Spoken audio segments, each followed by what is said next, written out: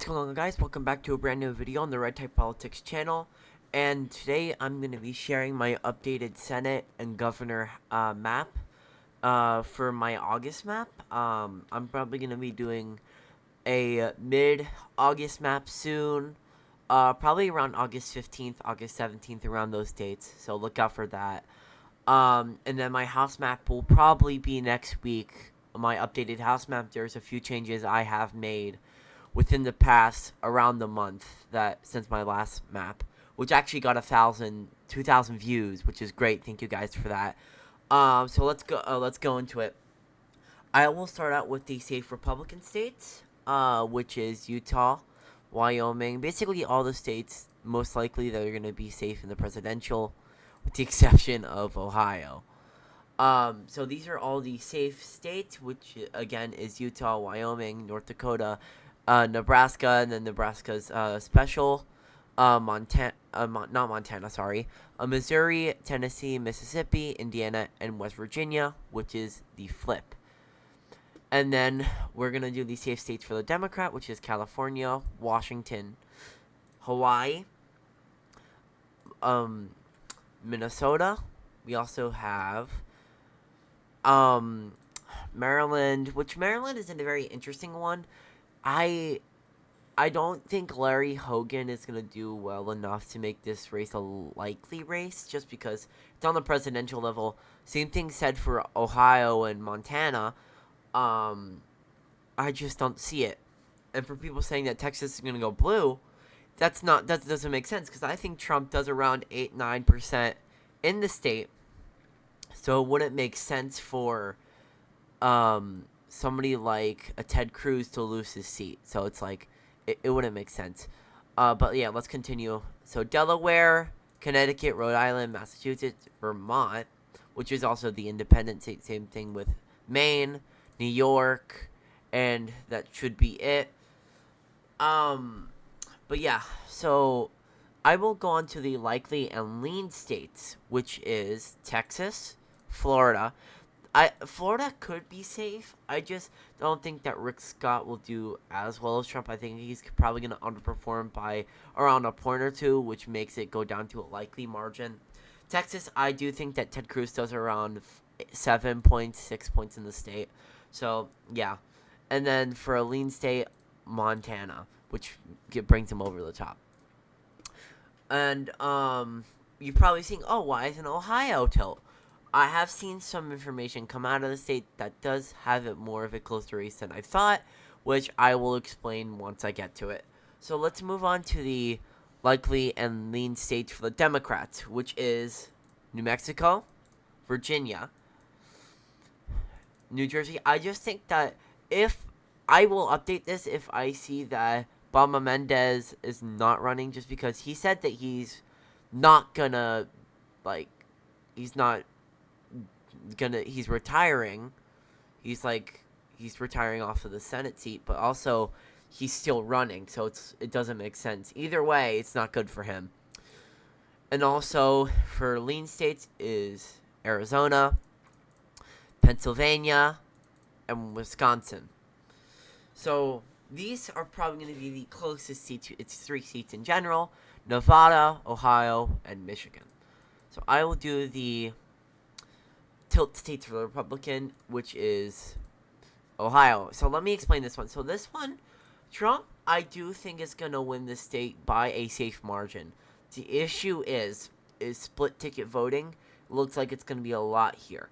I don't think it's going to be around the margin where Brown is going to win by 4 points. I don't think he wins, as you're seeing in my prediction. But I don't think that Moreno will do as well as intended. I think it could be a lean margin. I think it's just going to be a high tilt margin as of now. But yeah.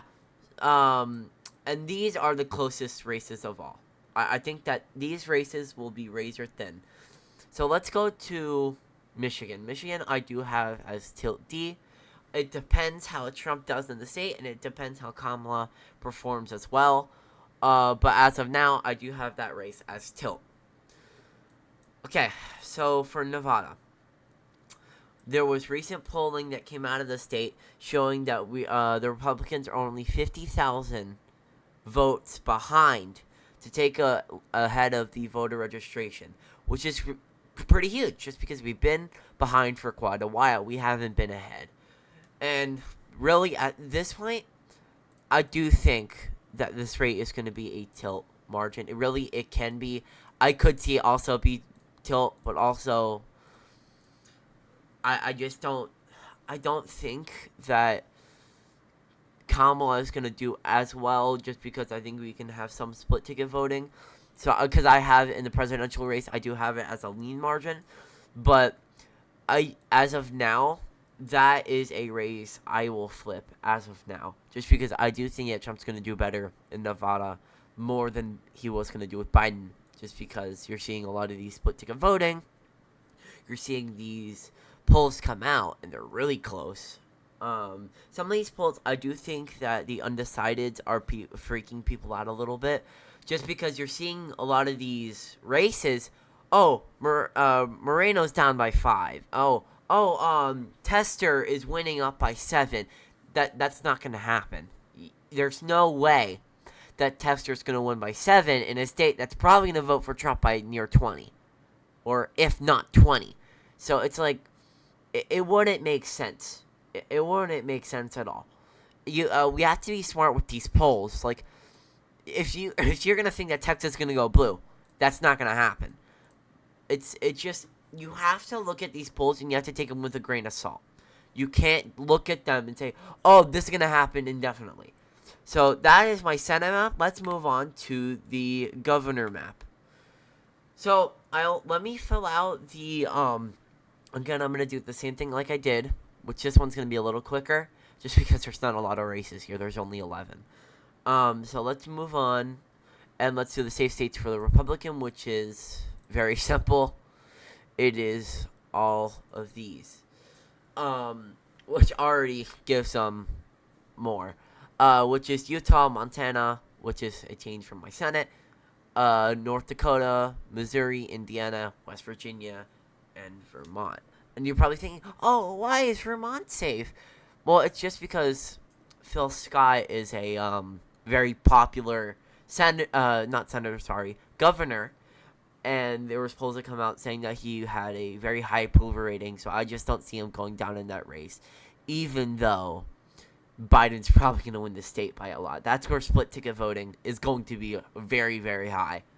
But yeah, then again, you could see an upset there, and I would agree. That is very possible that we could see an upset there. So let's also do the safe states for the Democrat, which is just Washington.